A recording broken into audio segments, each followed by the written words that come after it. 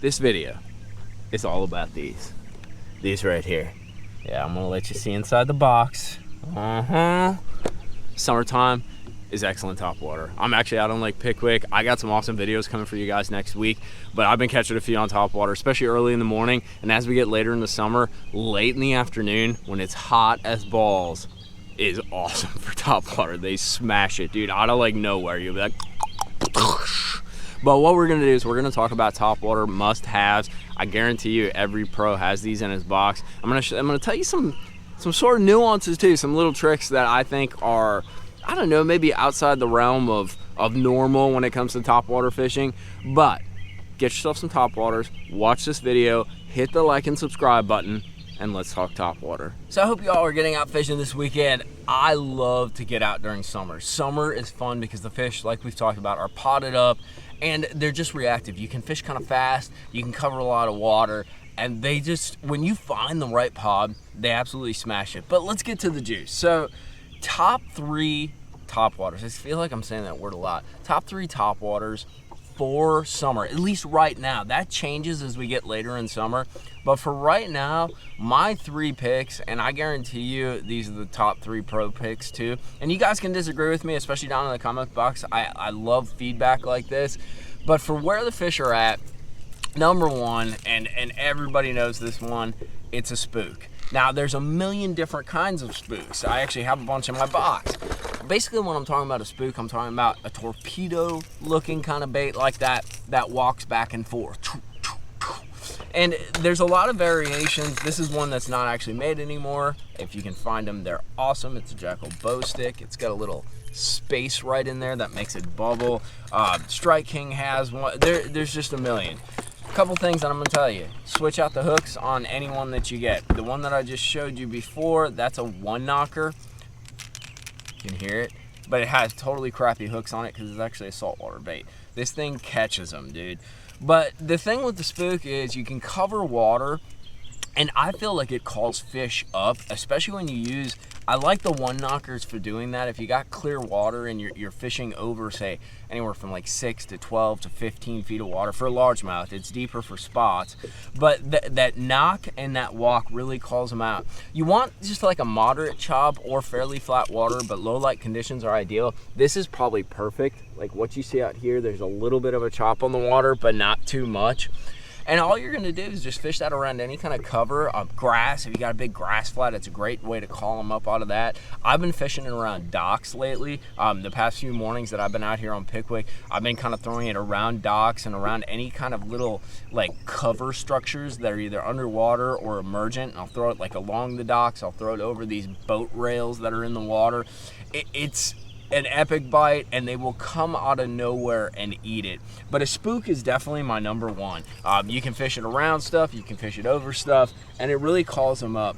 The other one, and in a way it's kind of a variation of the spook, but it's one of these guys, and the general term for these guys is a pencil popper, and that's because it looks like a pencil, but it has a popper head just like that.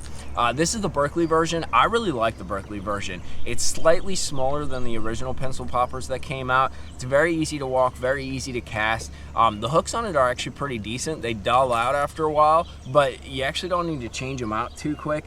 So you can walk this thing just like you do with a spook. You know, just using your rod tip pointed down, kind of give it slack. And what it does is it walks like a spook, but you also get a spitting or a chugging action. And sometimes, especially if you're on bodies of water that have a lot of shad, that can be a huge, huge player. And it also is nice. So I showed you guys the chop on the water. So there's a moderate chop, but the wind's supposed to kick up today. So we're gonna see more waves and more breakup. You know, as it gets really choppy, this spook just, it doesn't play. And having something that has an added sort of water displacement or sound to it, i.e. the popping kind of face on this guy, you're still going to get that walking action, but then you're also going to get kind of a chug that spits water and once again calls them up. But I really think as you get windier conditions, you really need to displace a lot of water to call them up on a top water, and that's when I'll go to this guy. So the last one, and this is just my top 3. We're going to talk about a few more other than these guys. You'll notice the 2 that I've showed you thus far they're fairly active baits. You can fish them, and you're supposed to fish them fairly quick. Summer, the water is warm. These fish are pretty active. They're moving. The bait is pretty active. So really, I want a bait that moves pretty quick so I can cover water with it. I basically fish it just like I would, say, a half-ounce chatterbait or a half-ounce spinnerbait, or around the same areas, I guess would be the right word. I use it as a covering water type of lure. I'll go down. I got a million rods right next to me over here and here. So I got worms. I got swim baits, I got all kinds of jazz like that. So if I get a couple bites on topwater, I'll juice it for all it's worth, but then I'll switch to, say, a worm and try to pull some more bites out of it, because I've identified that there's some fish in this area, they're active, and I've caught most of the ones that'll react and kind of get active and eat that topwater, but then I'll go to that worm. And this last one is exactly the same concept. It's a buzzbait. This is actually a micro buzzbait. This is the, I think it's the Jacob Wheeler version, but it's a 1/4 ounce. You can use up to a 1/2 ounce. It depends how hard you want to, or how far you want to throw it and how fast you want to reel it. I like this little one because I can make like a little chug, chug, chug, and I can kind of slang it around in tight spaces, and I can even skip it a little bit because it is so light. What I would turn to a buzzbait for is 2 situations. One, you're fishing around cover, whether it's grass. This is actually a really good example what we got right behind here. You see we got all this river grass right here that sticks out, this emergent cover. The other big thing is wood. For you guys that fish like slightly dirtier water and you have a lot of wood, a lot of tree falls, I know up north we used to do it a lot, but that buzzbait, you can put it in just about anything, and even though it has an exposed hook just like that, it rides through wood, through cover really, really well. And the other thing too, let me show you. We talked about it with the chatterbaits. On these buzzbaits, if you run a skirt, you don't have to run a skirt. One real cool way is actually to put, say, like a burner crawl or a small swim bait on, rip the skirt off. I actually used to, around lily pads and stuff, I'd fish a grub. So I'd rip that skirt off and put like a little clear translucent grub on there. Not so much for the sight of it, I guess you could say, but that tail on the grub would kick and it'd add extra bulk to the buzzbait so I could cast it further. But if you do leave a skirt on here, do the braid trick. So you guys can see, I hope, that braid is wrapped around that skirt, thus just keeping that skirt in place. A buzzbait is a high action bait, so you're putting a lot of pressure on the skirt when you're reeling it, chug, chug, chug, chug through the water, so that skirt tends to slip down, especially when you give it a few pops. You can kind of like twitch it after you hit something, and the skirt will slip down. So if you're doing it with a skirt, go ahead and put that thing on. Now, before we move into any more topwaters, I want to mention something because I think it's really important. So I mentioned throwing the buzzbait around grass and even throwing the spook around docks and that. A lot of guys will throw these baits on mono. That's great. I highly don't recommend that. All my topwaters, I got 2 of my setups right here, are on braid. Let me grab this thing so I hooked myself yesterday with Swimsuit Girl, and I almost had to go to the hospital. That was fun. But I got these jokers, 40-pound braid. These are high-speed reels, either 821 or 721. And I think that's important for a couple reasons. 1, I can easily put a buzzbait on here. 2, I can fish it around cover, and I'm not worried about, like, if you hang a bait on that grass that I showed you, like say a spook or something like that, and you have mono, literally, dude, you'll point the rod at it and try to pull it out, and one of 2 things is gonna happen. You're gonna break off, or 2, it's gonna come like propelling at you at 4,000 miles an hour because that mono stretches and then it tightens up, and you're gonna take a chance of getting hooked. And I don't want you guys to get hooked because I don't want to get hooked. Nobody wants to get hooked. But that braid also allows you to get better hook sets. And I think what's really important is I think it really, especially when you're talking about walking baits like a spook, I think you can work the bait better. If you've ever tried to fish mono versus braid on a topwater, you'll know exactly what I'm talking about. That mono, because there is that slight stretch, it really, I don't think you can get the hard twitches that you want to get out of a topwater. And right now, summertime, you want hard twitches, you want very defined action, and it's just a lot easier to walk a bait on braid. Now, for you guys that are saying, I got super clear water, it's crazy clear, these fish won't eat braid, totally cool. So if I get in a situation like that, I'll do this on Smith Lake from time to time when the spots get weird. I'll actually take a like 15 pound or sometimes 20, but it's more like 15 or 17 pound monofilament, and I'll just tie a leader on there. The only crappy part about that is that leader knot, even if I tie it small, because you're using that mono, that 15 pound is a little bit wider diameter, it does kind of click on the rod guides, and you do get a few backlashes here and there. It is what it is. If you need that leader, you got to go with it. I also would recommend, though, if you do go with the leader, because the braid is no stretch and you're only using like 15 pound, definitely like tone your drag down. And actually, whether you're using mono or the mono leader or not, when you're fishing with the braid with a topwater, you do want to tone your drag down because you don't want to pull the bait out of their mouth. Since we're talking about equipment and rod and reel setups, it's also important. These guys, I have them on 7-foot medium action rods, and these are the Halo Rave. They're kind of like the lower end budget rods. They have a very moderate fast action, and with the topwater, that's hugely important because you don't want to set the hook. All you're doing is pulling on the fish when you feel weight. It's just like frog fishing. The most important thing, and I see guys doing it, I used to do it a lot too. I got pretty good about not doing it with a frog. But basically, if something blows up on your business, on your spook or something like that, stand there, dead frozen, don't move. Because odds are that fish is gonna either pull on your bait and you'll feel it and you just pull back and that's gonna set the hook, or two, that fish missed your bait, which is, I had a 2.5, 3 pound smallmouth, dude, literally knocked my spook 3 feet in the air, and I just sat there frozen, dude, frozen, dead frozen. It was kind of funny. I got it on video, so I should look really stupid, which is always fun. That's why I shoot video, you know. But basically, dead frozen, didn't move, let it, and I guess the old timers talk about it's sort of like they're trying to sort of knock the bait unconscious or shock the bait, and then they come back and eat it. And that's exactly what happened with that smallmouth. It knocked that spook up, and I just literally let it sit there, and a half second later, came back and he closed the deal. But until I felt that pull, until I knew that fish actually had it, I didn't actually sweep and tug back, and that's really important, especially if you implement the braid in your topwater setup. So let's talk about a few others. Those are my big three, though. In all honesty, I don't care where you are in the U.S., if you're fishing right now and it's halfway summer conditions, those are the three that you're gonna wanna have tied on. Especially that pencil popper. It's a little bit newer. They haven't seen it a whole bunch, and it has kind of a crazy, aggressive action. If you guys got smallmouth where you fish or spots, absolutely killer for that. So the one that I know you guys are gonna throw in the comments box that I totally didn't mention, and you're gonna get all frustrated, because you're right, it's a slower fishing bait than what I want to be fishing right now. But if you get on a good topwater bite and you know where they're at, it's definitely something to pull out. And that's a popper or a popper, something like that. That's a Lucky Craft. That's the original Rebel. The original Rebel popper is absolutely one of the best out there. There's no doubt about it. You need to change the hooks on it because they're absolute garbage.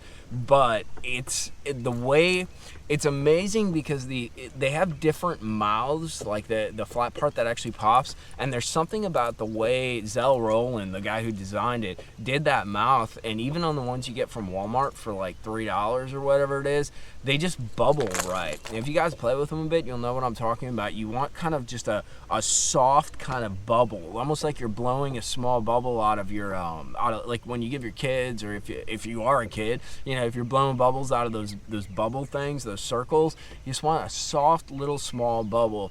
And then one of the sneaky ones is this guy right here. That's a Spit and Image. Super small. If you're having any kind of small bait issues where you see them eating a bunch of minnows or something like that, grab yourself a spinning rod and one of these guys. It's a super sneaky. It's actually made by Heddon too, so it has the same sort of mouth pop as that Rebel Pop R, because they all make the same ones. And I love the action on it. It has a lot better finish and a little bit different body shape, but that guy's bad to the bone. What's another one? Oh, this guy. So we're talking about moving baits. Whopper Plopper. This is the Savage Gear version, but if you have fish that are eating a buzzbait, but it's more in open water, or you just feel like they're super active, low light is especially good, but like a dark freaking whopper plopper. And here's the trick though, a lot of guys will just reel this thing. You can pop it, just not super hard, but almost like you're fishing like a devil's horse or something like that. You kind of give the rod a little bit of a sweep, and it calls them up, especially over the grass. It's crazy. One thing I did notice real quick though, we were talking about topwater setups and how to set them up. You guys all watched that video that I did about crankbait clips and long lining and various things like that. This is another application where I actually left this one on. I need to take it off since you guys bought them all at Tackle Warehouse. I don't have any more clips, but a clip. I will definitely run a clip on a topwater rod. Even though I have 2 topwater rods set up, being able to swap out and change out is really important to me. It's the same thing, same concept like a crankbait. You know, if you get on a little pot of fish and they're eating that spook and then it slows down, being able to easily switch to something like a little popar or a little spit and image or something along those lines is huge. And I'm a strong believer that the topwater bite is a reactive bite. Like if you fish topwater, you know exactly what I'm talking about. They kind of come out of nowhere, and even if they just splash it or they miss it, they're still sort of that pause. They'll eat it on that pause. They're sort of just deciding to go. You know, it's not like they're thinking about it, staring at it, like when they look at a worm or something along those lines. When they go on a topwater, they go, dude. Like, so I don't think that clip really inhibits. The other thing is, I think it might, and this is something me and Salzman talked about, I think it might give it a little more action. You already have a split ring on a lot of these topwater lures, but this just gives it more mobility and just more free range of action. And I think that's important with these topwaters. I definitely notice a difference when I put it on a spook. There is no doubt that spook walks a lot wider with the snap versus just a split ring or tying directly to the bait. So it's something for you guys to experiment with. Let's see here, what else do I got? There's 2 more topwaters that I want to talk to you about for summer. This guy is kind of like the pencil popper and what I used a lot before the pencil popper came out, and that's that guy, the gunfish. This is a bad mofo right here, a bad mofo, and it comes in a couple sizes. If you guys got super clear water, spots, or smallmouth, the smaller version is sick. This is the Ghost. I think it's Ghost Gill or Ghost Shad, something like that. But what's cool about this is it does an awesome spook style walk, but it has a little small popping nose to it, just a little tiny popping nose. So you get a much more subtle popping action than the pencil popper, but a very clean walking action. Great for calling them up. You can see, look at all the hook. I have walked this thing. I can't believe I haven't lost this thing yet. I've had this thing for years. It's a bad to the bone bait. And actually, this is a good point too. So colors. I keep it pretty simple with colors. I go with shad style colors, or bait fish, I guess, like minnow style. If there's one color, and this is a Florida secret, dude, and actually it's probably like some pro secret because it's 100% the truth. If you have one choice for a topwater and they make it in this, buy bone or something like this, like pearl oyster, yellow bone-ish color. 100% the best topwater bait. Full disclosure, it's not made anymore, so you got to find it if you want it. Is a Paycheck, what is it called? A Paycheck Baits. I forget what it's called. It's their topwater spook. It's absolutely the best spook ever made. It will catch bigger fish than any other spook that you have, but you got to find one, and it's got to be the Paycheck one. But that bait in bone is the deal, dude. The deal. That thing is Paycheck Baits. They don't make it. That's Bub Tosh from out west, dude. He's one of the original punching guys. Killed it out on the Delta. But it's a big fish bait. You're not going to get a ton of bites, but it has something about it that just makes it unstoppable when it comes to the spook topwater game. All right, so last but not least, what do we got in here for summer? That's kind of a fun little deal. Here we go. So last but not least, I know I showed you this guy for the spawn. It's basically a blade style bait, and I wouldn't recommend doing this with a devil's horse. This is kind of a technique oriented bait. The Berkeley one, I forget what it's called. I'll put links to all these baits except for that Paycheck down in the description box, so you can go check them out at Tackle Warehouse if you want to. But this guy, it has 2 different blades. It has a blade on the nose and a blade on the back. Now, if you guys are loyal watchers of mikeybalzz, you'll know that we went to Gunnersville and we caught some staging, bedding, as well as some post-spawn fish in super dirt, shallow water, just literally fishing this thing super slow. We just pull it, let the blades go. I'm gonna hook myself if I don't look out. And just letting it sit, and it's a Florida technique, and they come out and smash it. Now, what you can do with this is treat it just like you would a whopper plopper and reel the thing. It has a very slender, slim profile, and it reels through the water and bubbles awesome. So you kind of reel it like 10, 15 times and stop. And just let it sit for a second and reel it. It's a much better way to fish this thing sort of in a cover water kind of fashion. And it gets some big bites. I've had some fish literally vacuum the water out from under it. I've missed a couple really big ones too. But you can pause it, and that's what's kind of cool too. If you're looking for a bait that you want to pause quite a bit and get some real subtle action as well as fishing it through, this is an excellent bait, especially around grass. Grass and wood, this is when this thing really shows off. Throw it over a grass flat, you reel, stop it, maybe give it a little pull, let it sit, reel, or around wood, do the exact same thing, kind of along a limb or along a tree fall. But that's gonna be a wrap on my Topwater wrap up for the summer. It's a great time. There's literally, I wish you guys could see this. Right behind me, there's like 7 shad busting, dude. And I think it's not a big bass, but it's like a little 12, 14-inch bass just chasing them around. So I need to go catch them. But if you guys got any extra Topwater recommendations, drop them down in the comments box. I'm sure there's some subtle, sneaky stuff that you guys know that I didn't bring up in this video, because I just wanted to really hit on those top 3, because I guarantee you, if you strap one of those on and go out, especially in a low light situation, you're gonna catch some fish. Go down there, make sure to hit that like and subscribe button if you enjoyed this video. If you hated this video, please leave a dislike. I love you guys trolling me when you do, so it's always enjoyable, and I like a discourse, you know. But thank you guys for watching. I want you to jump right there. I'm gonna get back to fishing, look for Swimsuit Girl next week in some Lake Pickwick videos, tight lines, and go catch some fish.